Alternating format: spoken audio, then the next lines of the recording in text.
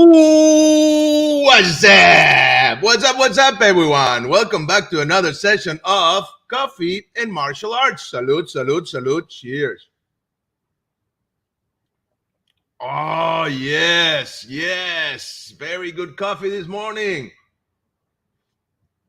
So the weather is changing. So go get your coffee and get ready for a good talk. Yes, a good conversation with our longtime collaborator, Guro Kathrin Sumpter. It's in the house. Yes, but before we go to her, you know me. I gotta say the proper announcements.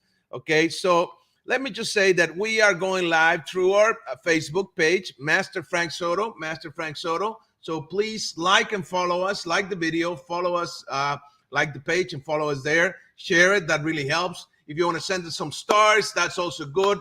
If you want to subscribe to the page, that also helps. Okay. Regularly putting up some videos and some new material for you subscribers. Okay. Some exclusive material. Also, we are going live through the Internacional Hall of Fame page of Argentina. This is a great group of martial artists doing their thing down south for the Latin countries, okay, Spanish speaker countries. And this is led by Master Juan Martin Alvarez. Saludos al Master Juan Martin. So follow the page as well, like it and share it. That helps. We're also going live through our YouTube channel, okay? That's at Frank Soto Kinetica. That's the Kinetic Dragon channel at Frank Soto Kinetica. So please like this video, subscribe to the channel, and click on the little bell so you get notified every time we go live. Okay, good, great. So, like I said, today is our first Thursday of the month, and we have our great section, the WayWord, with Guro Kathrin Sumpter. She, as you already know, she's a Filipino martial arts and a Taekwondo expert. She has her own martial arts studio or dojo up in Sequim, Washington. Okay, so if you guys are up in our area, go and check it out. Okay, it's a great place to learn. Very nice environment and an amazing martial artist. You're gonna get the best instruction, that's for sure. So let's bring in the lady of the hour, Guro Kathrin Sumpter. Hello, Guro. Cheers. Hello, Master Frank. Salud. Hello. How you doing? Very well, thank you. Great. It's nice to see you. We were talking just a moment ago about here in Sequim, Washington, in the Olympic Peninsula. We sure have our seasons. So yesterday was a nice day. Here it is, September 1st, and bam, we've got the overcast. We've got the wet weather outside. It's still a little warm and muggy, but man, I'll tell you what, it's like clockwork. Nice. Well, you know, here we have this very hot weather, so every time it goes like that, we welcome it. So, but I guess it's a little bit different there. Yep. Well, it's nice to have you here. We have people saying hello already. Let's see. Gosh, hello, Mr. Soto. Hello, Mr. Gosh. Thank you. Scorch 1028 says, hello, Mr. Frank. Your program is always educational to me. Thank you, sir. It's an honor. Much appreciated. Maestro Juan Martín Álvarez. Saludos, Master. Big hug from Argentina. Saludos, Maestro. Gracias. Okay, so it's that first Thursday of the month. So this is your day, Guro.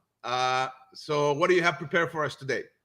You know, the last time we spoke to each other, we were talking about just some of the requirements of the Kako Kinyeri Dose Pares, the testing requirements. Right. And there's there's 4 levels to black belt promotion. So you start as a white belt, and then it goes 3rd class brown, 2nd class brown, 1st class brown, and black. So perhaps a typical student, or it seems to be the way that, maybe you'll test every 9 months to 12 months. But some of the testing requirements, we have the students actually categorize the different attacks and defenses. verbally and also by demonstrating. And it's super valuable. And the last time you and I saw each other, we talked about the attacks that they categorize. And I guess I do find it so valuable, and you and I have also talked about this before, is the language of martial arts. And the more quickly you learn the language, the more fun you'll have training and the better you'll get faster, right? And even in the Taekwondo program, I have my students, as they move up the ranks, I'll give them a series of commands and see if they can follow it. Like, let's say for a gold belt test, perhaps they'll do 3 or 4 commands in a row. Step up, round kick, down block, punch. And have them cross the mat, listen to the command as a whole. Perhaps when they move up to perhaps green belt, more of the intermediate ranks, perhaps they'll do 4 to 5 commands. Rear leg, round kick, hook block, punch, back fist punch, or whatever it is. It doesn't, at some point, it doesn't really matter what the command is. It's more of the principle of the thing. And I guess what I have found is that at some point, by the time they reach intermediate rank, they really have the language down, and we're almost at a place where I can teach them a form without moving a muscle. I can actually issue the commands. It's fantastic. I can coach them through their curriculum, just almost just verbally. Not quite, of course, but it's such a valuable skill. And so when I started training in Kako Kinyeri Dose Pares, and I also needed to learn how to categorize attacks, not just verbally, but also with demonstration, and categorize defenses. It's just so valuable, you know. And so the last time we spoke, we talked about the attacks, and I'm just looking at the list right now. You've got your direct attack. What you see is what you get, right? An indirect attack, it's an attack that changes the angle, it changes the trajectory, but it also changes the target, right? So that's an indirect attack. It's not enough to say, well, it's just a feint. It's not enough to say that. You have to say, well, what specifically are we talking about here? The next one is a progressive indirect attack, where it doesn't change the trajectory, it changes the angle, right? So, and I do have the targeting chart right here.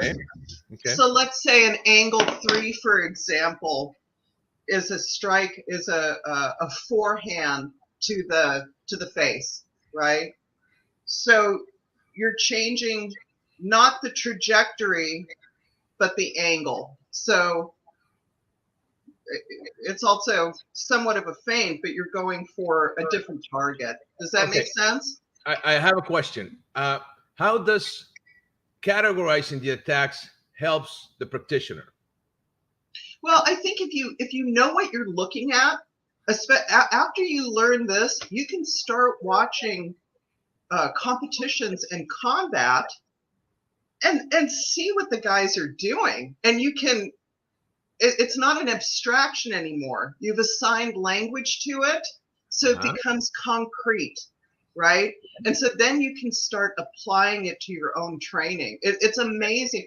If I watch a match now, I can look at a guy and say, well, that was a direct attack. Or I can say, oh, that was a progressive indirect attack that he just did. And it was successful or it wasn't successful, whatever it happens to be.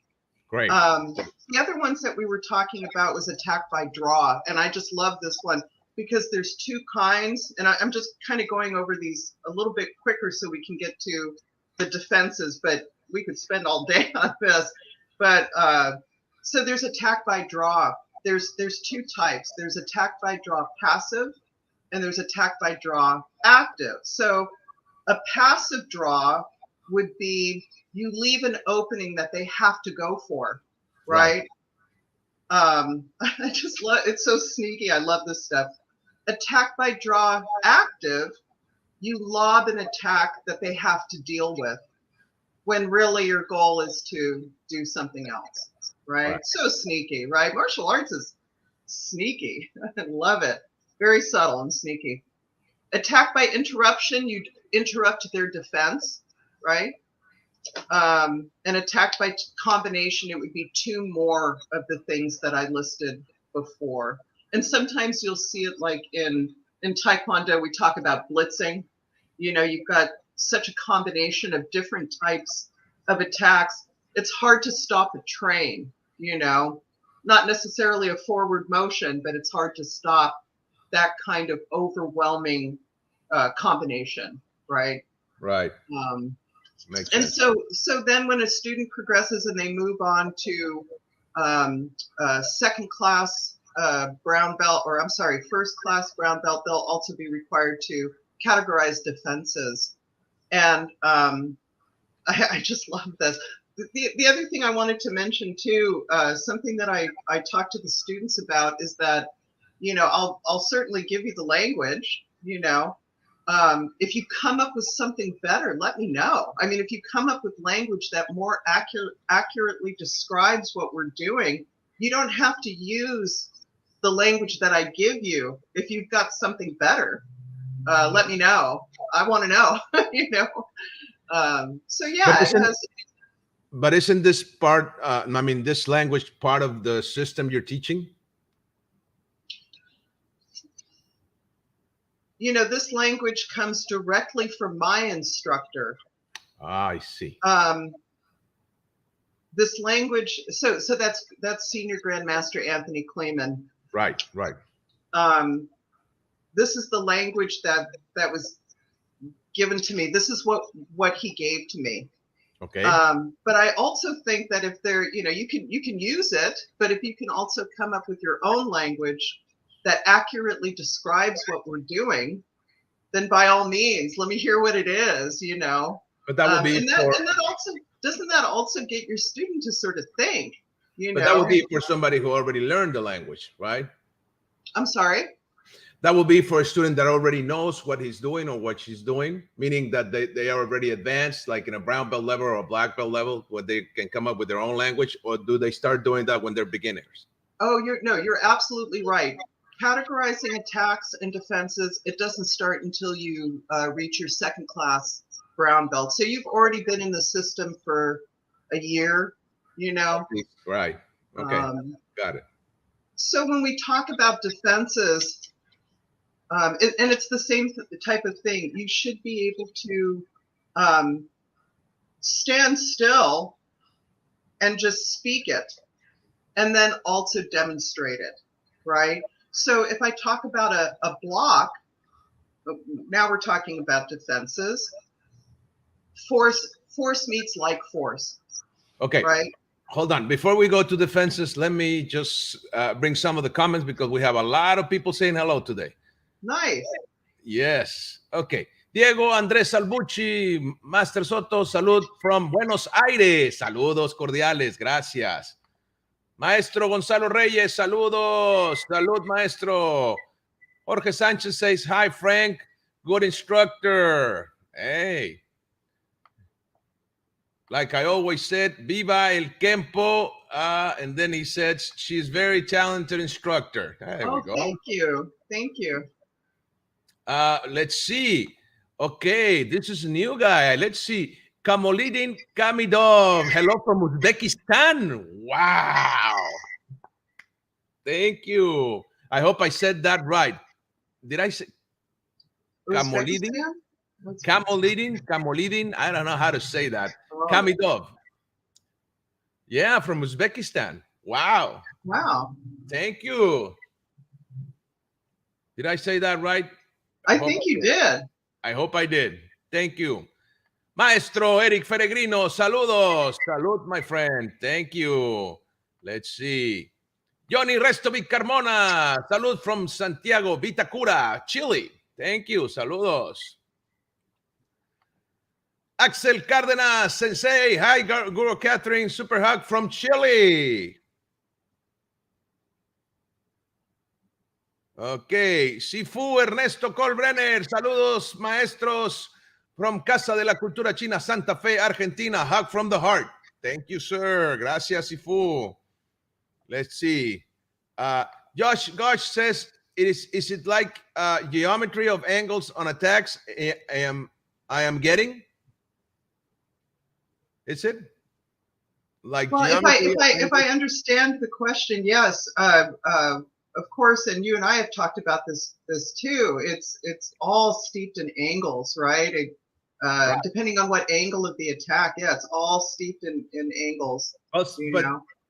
you have the lines or the angles of attack, and you also have the types of attack that you were talking about, like Oh yeah. by draw and direct attack, indirect attack, and all of that. It's two different categories, right? Mhm. Or is it the same? No, it is. It is two. Well, when you talk about attacks and defenses, the two categories, or when you were talking about No, types of. you have the different angles of attack, right? Like Yes. overhead, an angle, Yeah. reverse strike, underhand, whatever. You have the 12 strikes, right? Yes. I mean, 12 pares, right? So it's 12 strikes and 12 blocks, right? 12 defenses. You explained that the other day. Yes. Yes. Of course. And then you have the type of attack, like direct attack, indirect, Mhm. drawing, and all that. That's like the method of the attack, right? Or the type of the attack, right? Yes, and you also have the type of attack when it comes. I mean, there's so many different types of attacks. You have your follow through loptic attacks, lop off their head, right? A full attack. You have Wittig attacks, Okay. abanicos, right? You have curving strikes, the corto curvada, one of Supreme Grandmaster Kako Kinetti. That was one of his signature creations for this art form. It just blew everybody away. Nobody knew what to do with it. He was winning wherever he went with this curving strike, and I just love that. This is one of my favorites. You know, if you have we'll call it, okay, your angle 3. What you see is what you get, right? In a curving strike, of course, this is where the money is, right? At the end of the stick, all the power is right here, right? It's like in baseball, you know. This is a bunt, this is a home run, right? Right. And so when you come at the person, you're using this trajectory. You're using an angle 3, you know, common trajectory. But really what you're doing is you're coming around to the back of their head and then coming around to the front of the head. It's very sneaky. And then, of course, Okay. there's the reverse curving strike, the corto But curvada. those will be like methods of execution, right?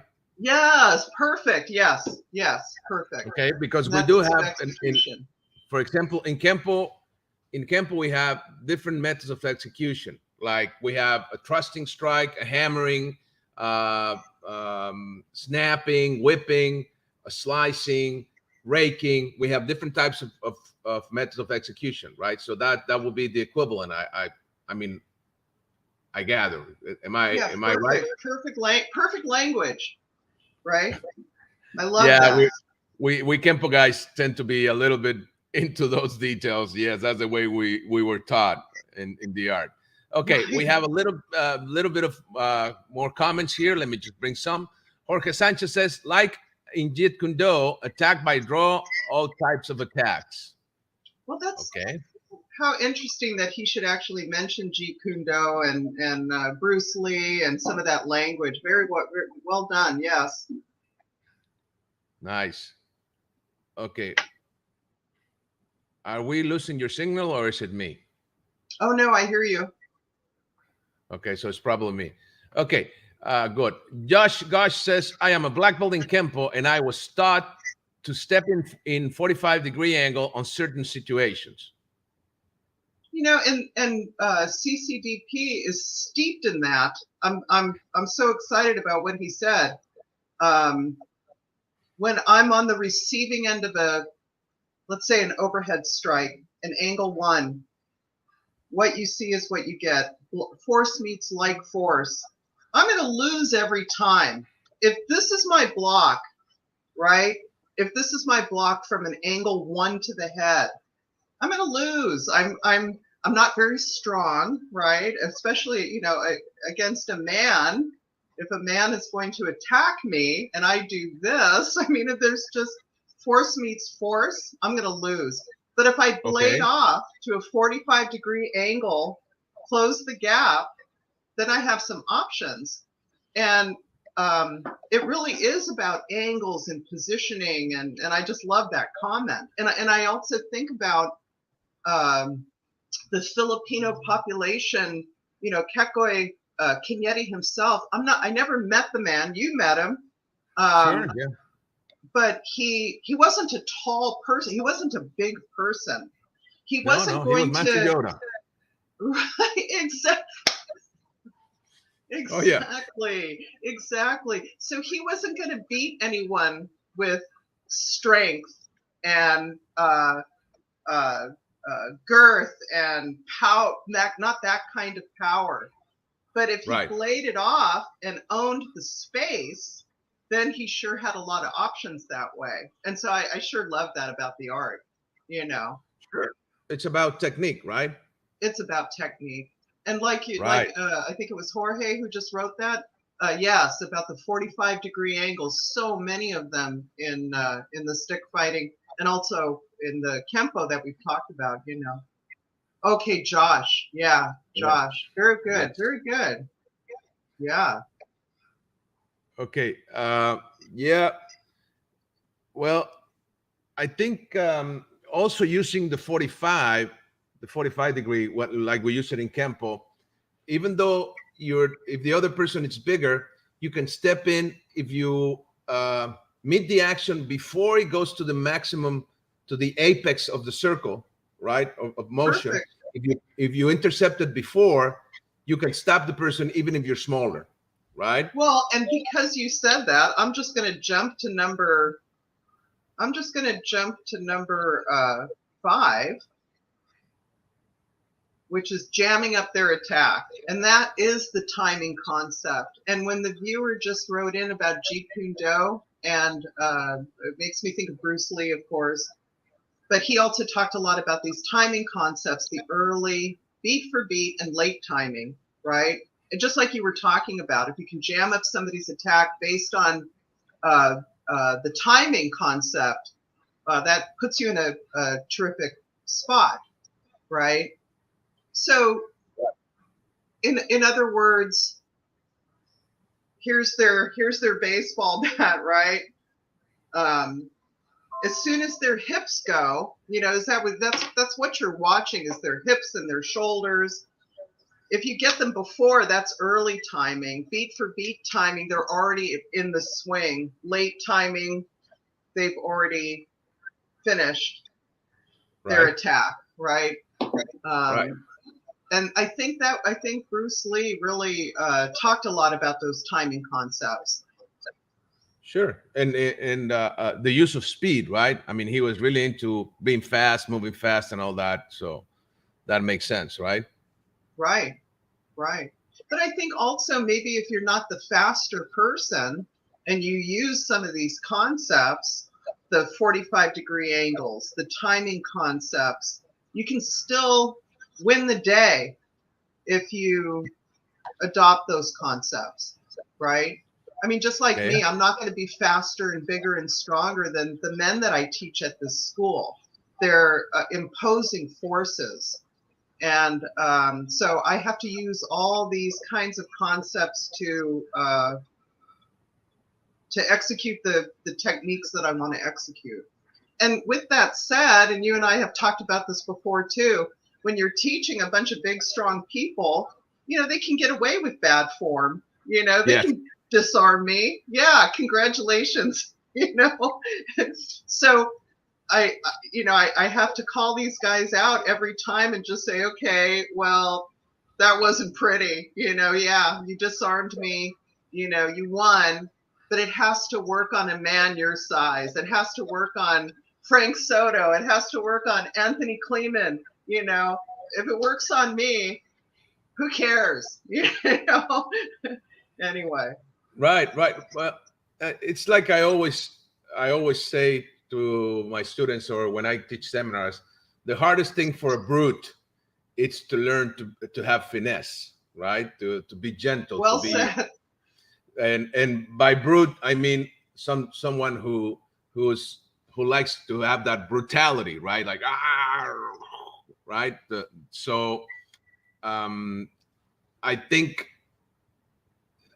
even though you're big, I mean, I'm quite big. I'm not as big as Mr. Kleeman though, but even though we're big, you're always going to have somebody that's bigger, right? And if you're just used to using your weight and your size against smaller guys, when you get to face a bigger guy, you're lost.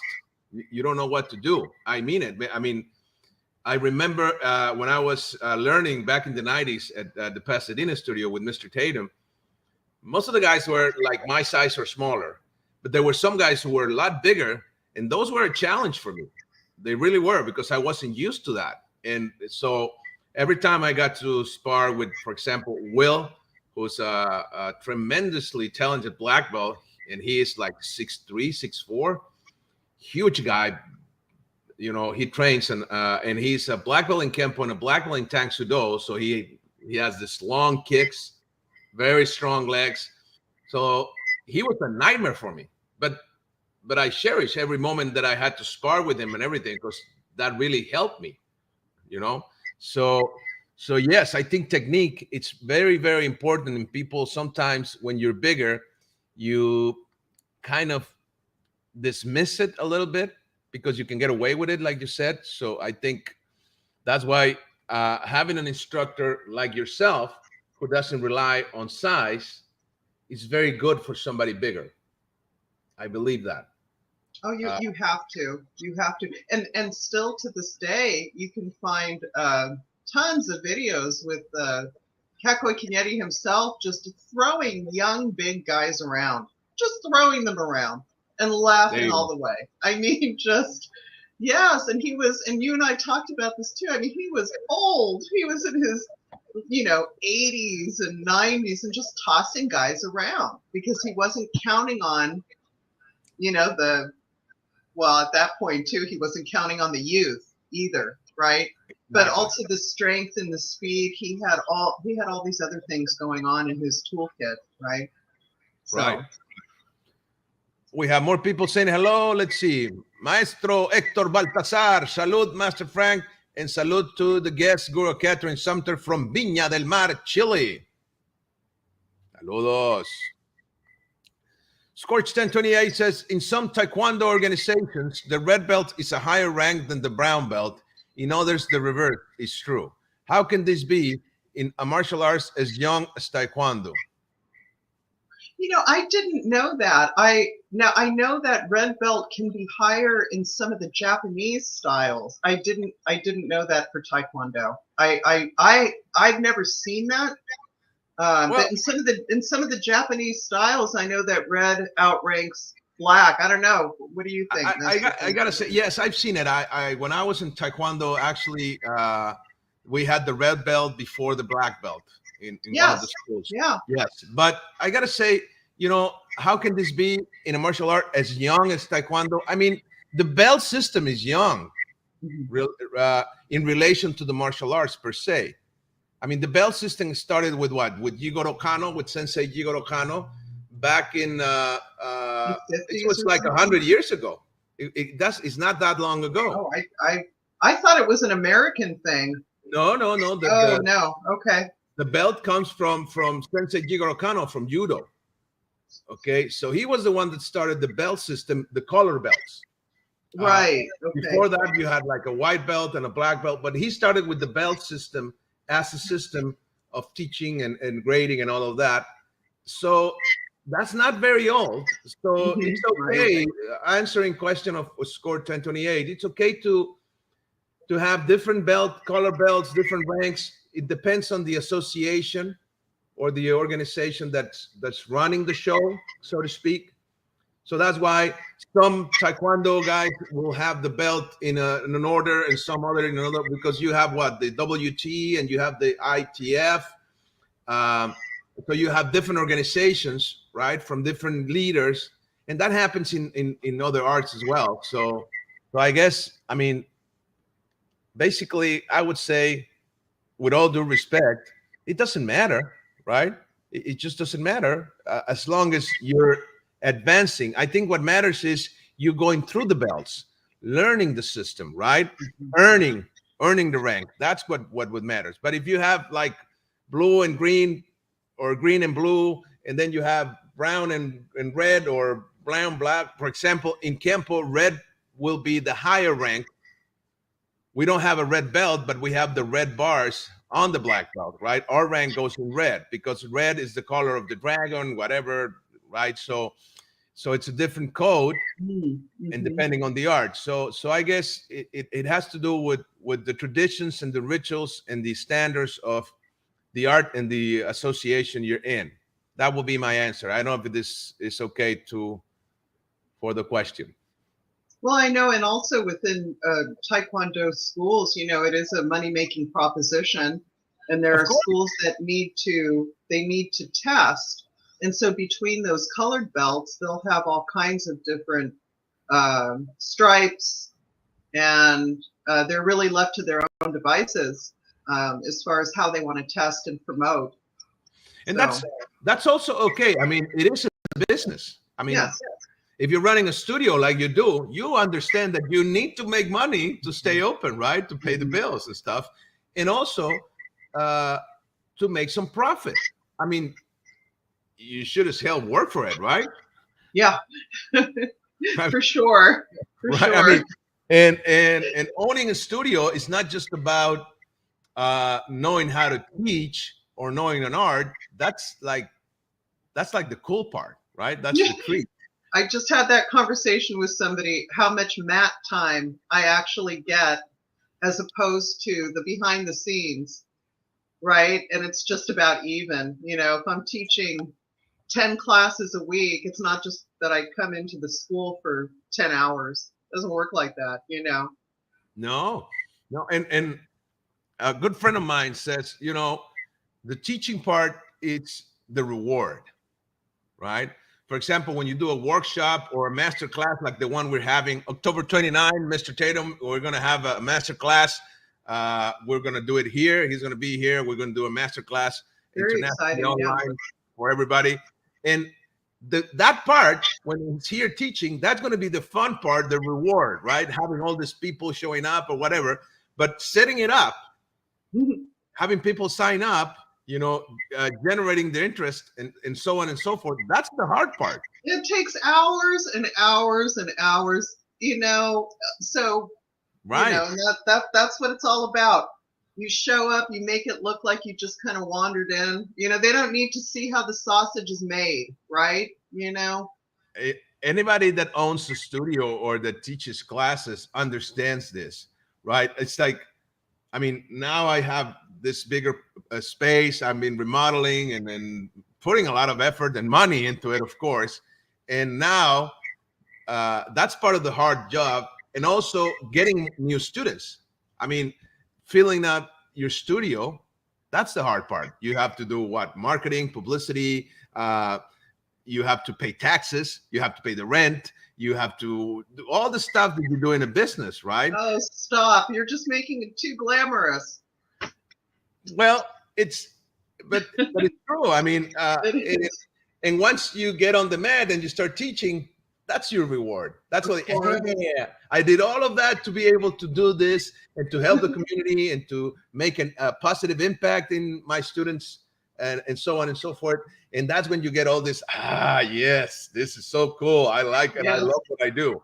But Yeah. I'm sorry, but for me, I don't like paying taxes, and I don't mean it in a bad way. I mean it. I have to do, the work and do the numbers and all of the process. Paying the taxes is also the easy part, Mhm. setting it up, all of the stuff. You know what I mean? I do. I And I'm do. not complaining. I'm just saying you got to do the hard part so you get to do the stuff that you love and that you're passionate about, and to generate that impact. And if people understand that, then they don't struggle. Oh, right. Fair enough. Yeah. Right?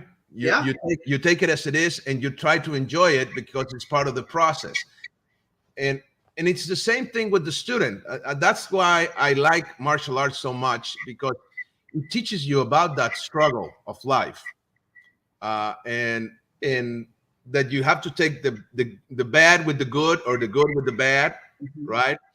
And just overcome it and enjoy it and make something out of it. So, I mean, and then sometimes it's just putting one foot in front of the other, yeah, and yeah, go. Sometimes it's you're kind of going into autopilot, just kind of one foot in front of the other. Yeah. great, yes. Okay, let's see. Jorge Sanchez says, you met Dan de los Santos. I guess you mean Danny Dos Santo. No, I've never met the man. I would love to meet him. That's one of the guys I'm missing. I would really love to take a class with him. He's one of the best. And we better do it soon because we're not getting any younger. But Right. anyway, good question. Thank you, sir. Mr. Gosh says, I spent 25 on my 26th year of Kempo. Love all the people I met, including Mr. Soto, a lot of great people. Great, great. Thank you, sir.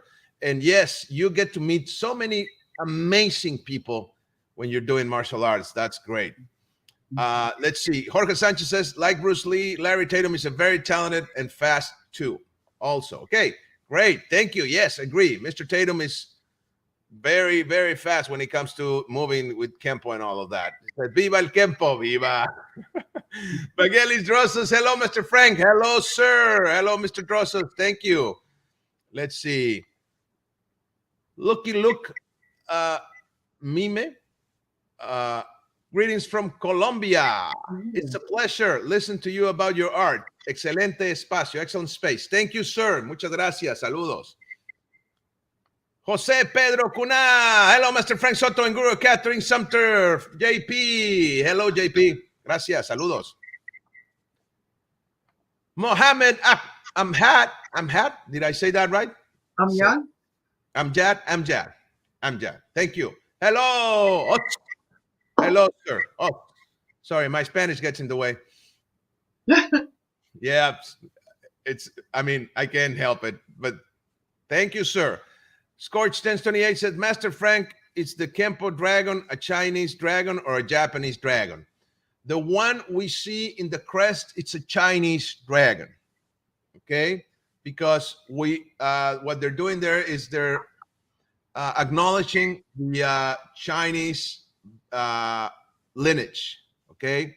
But there are Chinese and also Japanese elements in the crest, both of them. Okay, because we do have both of the lineages, the Chinese and the Japanese. Thank you for asking, sir. I hope that answers your question. Okay, so going back to what you were saying at the beginning, because I think we went on a tangent. Oh no, that's perfect. I mean, this kind of stuff really generates these tributaries, right? Right. But categorizing the attacks, I think it's a good thing. And one of the things that I like about when you talk about the Kakoi Cañete Doce Pares, and we talked with Mr. Kleeman when he was on the show, yes. And with also Grandmaster John Mack, he was on the show like a year and a half or a year ago, something like that, was the fact that they don't have a standardized version. You don't have like standardized worldwide version that they're working on it for the system. And it's interesting to me because it has room for improvement. That's why I was asking when you were saying about the students coming up with terms and all of that. And I find that fascinating. I really do. In American Kempo, that doesn't happen. American Kempo, everything is so standardized. I mean, you can get with new concepts and ideas, but you work from what is already there. You actually, what you're doing is you're refining.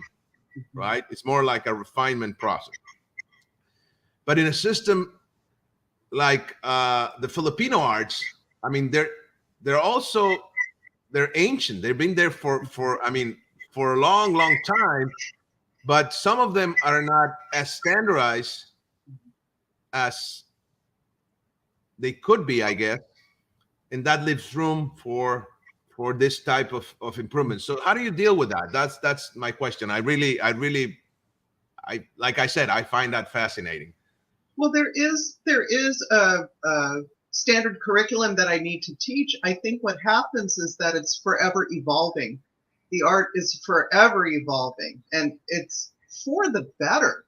When I hear about changes in the curriculum, or we're doing things like this now, it's never for the worse. It's always somebody making it better. And I know that at CCDP, Kako Kinyeri Dose Pare's headquarters in Cebu, they do have a governing body that pays attention to the curriculum and what's happening next. It's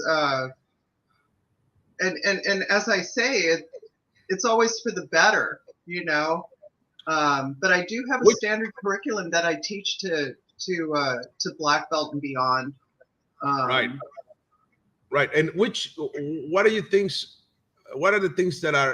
that improved every time? Because you're saying it's for the better. How can you give us an example? One of the cornerstone concepts of this type of stick fighting is the creation of the Espritos. Kako Kinyeri, he created something called Espritos, and those are the joint locks. They are just getting better and better. The ones that I learned back in the day, and when I say back in the day, I don't know, 15 years ago, when I earned my black belt, somewhere in there, I learned a set of Espritos, 1 through 12, right? Okay. When I see what they're teaching now for that standard set, it's better. It's better. It's refined. You get to these locks quicker. They're more brutal. I'm not saying that I would throw away what I learned, but what they're teaching now as a standard set has gotten better. So I want to learn those too, right? Right. Yeah, the curriculum is forever expanding, and it's a good thing. I mean, I guess nice. I feel like if you're not evolving, then the art is going to die. Yes. Yes. But I like what you're saying, evolving through refinement. Yes. Not just not like you said, not throwing something away like the old the 12 Espritos that you were mentioning. It's not that you're not going to do them anymore. It's that you're going to add to what you already know, right?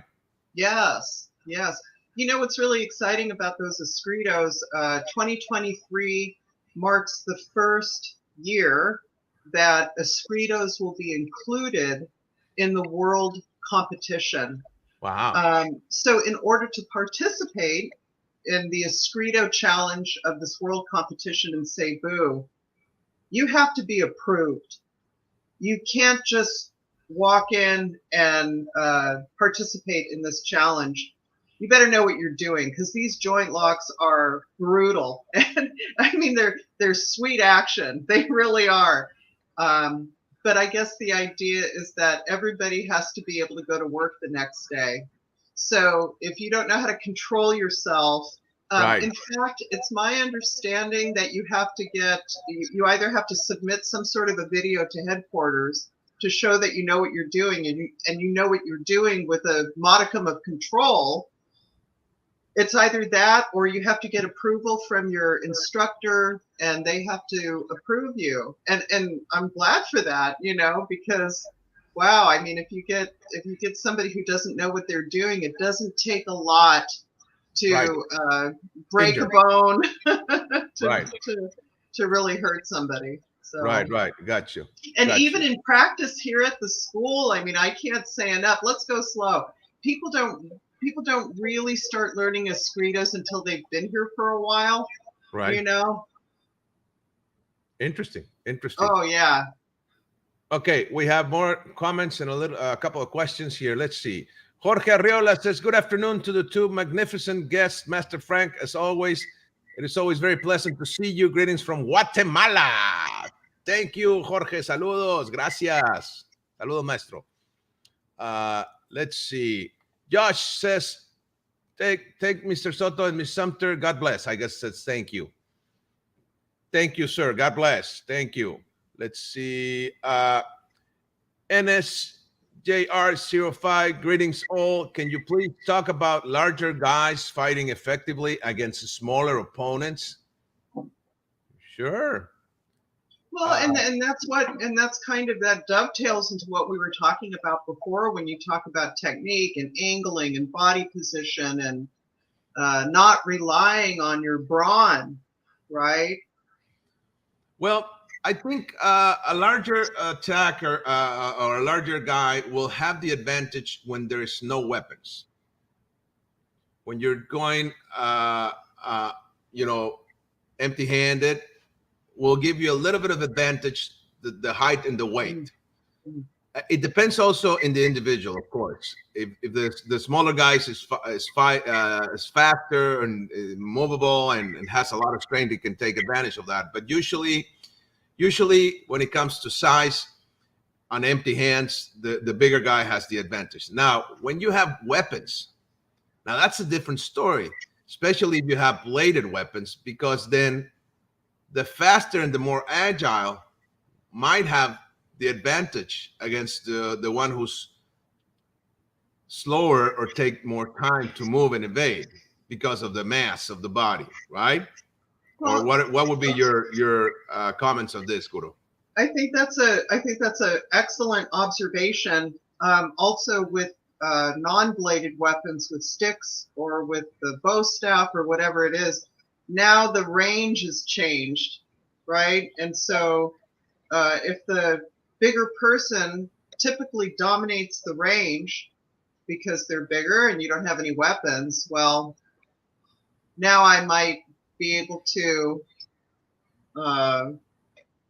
sort of take away that advantage because I've changed the range. Right, exactly. I hope that answers the question. Let's see, we have another one here. Scorched Anthony A says, Guro Kathrin Sumpter, in your Filipino martial arts journey, have you ever used techniques from Filipino grappling systems like Dumog or Buno? I've heard of the Dumog. I haven't. I know that all these techniques, these Espritos, these joint locks, everything ends up on the ground, right? So when I do a takedown, I mean, I'm talking about them ending up on the ground, not necessarily me. Right. But I'm not familiar. Can you put up that question again? I wasn't familiar with the Buno. I'm not familiar with that. Dumog, I've heard of the Dumog. No, personally, I haven't. I'm just reading the question. I'm sorry. No, that's okay. That's okay. I got you. Yeah. The fighting that I've done, we suit up and we do fighting. It's less of the grappling. It's more points, and getting good hits. Right. So yeah, but very interesting. Nice. Yes.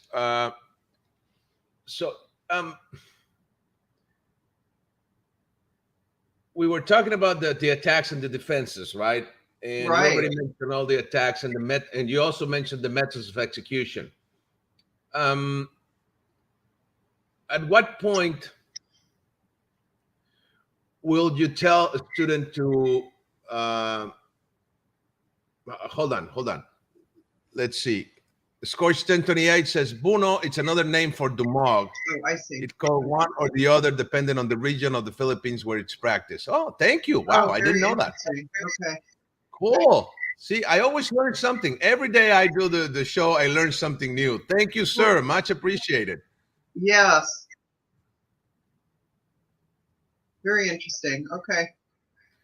I was going to ask, so when do you let the students, you mentioned that if they have like a new term and all that, do you ever let the students get creative and start just doing their thing, or do they have to stick to the curriculum, or both things? How does it work in the Doce Partes practice? Oh, I mean, during the course of a class, if I have a student that is creative and wants to try something different or new, I'm all for it if it works. Yeah, let's talk about it. Let's say, yeah, I like that. I mean, it shows me that my students are really thinking about it, and they do. Sometimes they'll come in and they'll say, "Oh, I want to try this," or "I want to show you this." I mean, I like that. It means they're thinking about it outside the four walls and outside the confines of the dojo, right? So Right. I do like that. But you know, if you want to promote, you have to learn the curriculum. Right, Okay. you can't stray from the curriculum if you want to promote. You have to learn the curriculum. But if you come Right. to class and if you have a method and you want to try something, and I do have that. I have a lot of creative students, and you know, I think also when you have students that want to challenge the existing curriculum, and they do. It's like, well, does this always work on this? And they want to try and see, find the holes in a particular technique. I think that's a good thing, you know. Nice. Very nice. Great. Um, so we talk about the angles of the attack. We talk about methods of execution, but we're still missing the defenses, and that's the one you mentioned. You were going to talk about it today, Right, and we right. have very few time left. So Are we running out of time? yeah, we have like 8 minutes or so. So Okay, okay. So we've got a block. So the defenses, your first defense is a block. Force meets like force, right. right? That's a block, right? Parry. If you parry an attack, you're thwarting the attack by changing your own angle. That's a Okay. parry, right? If you redirect, you thwart the attack by changing the angle of their attack. That's a parry. And I kind of visualize that when I think about fencing, you know, and hearing that word parry for the first time. When you evade an attack, you're getting offline, you're getting out of the way. I mean, that's not rocket science. You change the range, you know. And then we talked about jamming up somebody's attack. That's also that timing concept that we talked about, early, beat for beat, late timing. We talk about something called stop hit. You stop their attack by striking first. And I think that's a really interesting thing to sort of get my head around because it's categorized as a defense, right? So, and it's called stop hit. So you beat them to the punch. And I think it's something to think about. It's something, it's not so abstract. These are really concrete notions. Right. And I know that by learning these myself, I look at combat quite differently when I see people in competition or here at the school when they're doing when we're having fighting days. It's really cool to be able to watch what is effective for a student. You know, if they're landing things with a progressive indirect attack or whatever it happens to be, if that's their strong suit, and to be able to identify it and tell them exactly what's working for them, or perhaps what's not working for them, or perhaps what they've been on the receiving end of, right? If they keep on getting struck with the same type of attack, perhaps their defense isn't working. Yeah, I mean, if you can really fine tune the language and fine tune these attacks, it's a game changer. Anyway, that's been my observation for sure. Nice. Very nice. Okay. So when you start teaching a student at a beginner level, you teach them first the angles of the strikes and the angles of the blocks, or how do you, or you start with basics, how to stand up, how to grab the stick, or Here's punching. your grip. Here's your grip. It's Okay. an on-purpose closed fist. You don't have to white knuckle it, right? You want to refrain from this with your index finger. You want to refrain from this with your thumb. Anything that compromises your grip. There's about a fist length away from the end, right? About a fist length. This is for in-close fighting. It's for stripping weapons. It's for joint locks. So yeah, you're right. You start with how to hold the weapon. You start, yes, by direct attacks. You got to learn your 12 angles. Then you move on to blocks. One of the things that I will say about CCDP or Kako Kinyeri Dose Paris is that the art is steeped in the angles 1, 2, 3, 12. So if you look at this chart, if you can see it, there's a lot of glare. If you can see the chart, 1 to the head, 2 is a backhand to the head, 3 is a forehand to the head. There we go. And 12 is to the abdomen. So the art is steeped in 1, 2, 3, 12, right? And it's very interesting too, because I've noticed that it's a really super effective way. If you learn the strikes 1, 2, 3, 12, and you learn them and you have them, all the other angles seem to fill in quite easily. So same thing if you learn the blocks 1, 2, 3, 12. If you learn the Espritos, the joint locks 1, 2, 3, 12. If you learn the disarms 1, 2, 3, 12. can you, Everything else, I'm sorry, yeah, everything else Yes. seems to fill in. hold on, can you do the 1, 2, and 3 moves in the air so we know what you're talking Yeah, about? so 1 to the head, 1, backhand, 2 to the head, forehand, 3, and okay, 12 to the abdomen. 12 is like a, in the Japanese sword, it's like a ski, if I'm saying it correctly. like a trusting So motion. 1, 2, 3, 12. And it's a great way to learn, and it's a really great way to teach. Because once the student has those down, like I said, everything else seems to fill in quite easily. It's great. I love that. Very interesting. Very interesting. Okay, and do you have like a delivery system for the strikes? I'm Like sorry. a delivery system. I'm thinking of the Serrata Cali way, the Serrata system. You have like a delivery system where you position the hand in one way and then you do strike number 1, and then you position the hand here and you do a strike. I'm just, you have different positions to starting the strikes and to so the students get familiarized with the attack and where it's coming from, so he knows how to deal with it. Very good. Very good. I think one of the things that I see for a new person is that they do this action, right? It's all wrist action. Man, this is a weapon. You got to wind up to make it happen, right? I mean, I guess the other part of it too is that there are those different kinds of strikes where you have twirling, spinning, and cycling. So a twirling action is dominated by the wrist. A spinning action might be dominated by the elbow. And then when you get into cycling, right, that now you're using your shoulder. Right.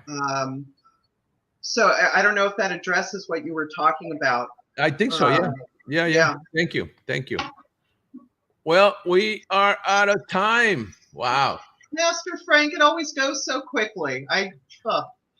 Yeah, time flies when we're having a good time. That's for sure. Thank you so much. This was amazing. Wow. Thank you. Well, you had said earlier too that you always learn something, and I do too. It's really interesting when your viewers weigh in. Yeah.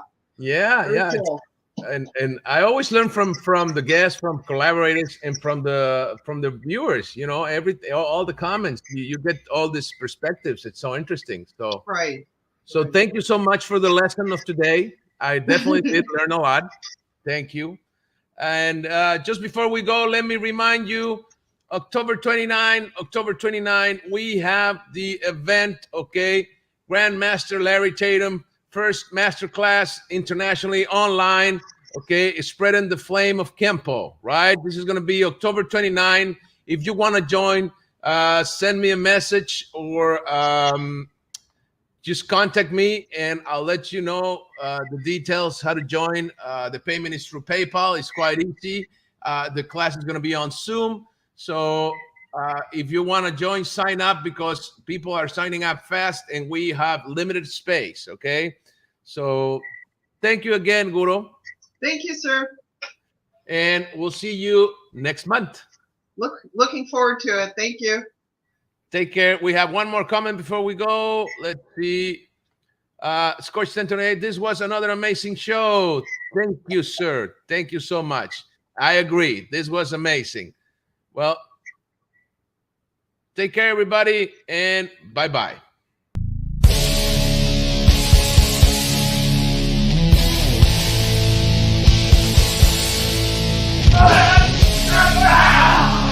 I'm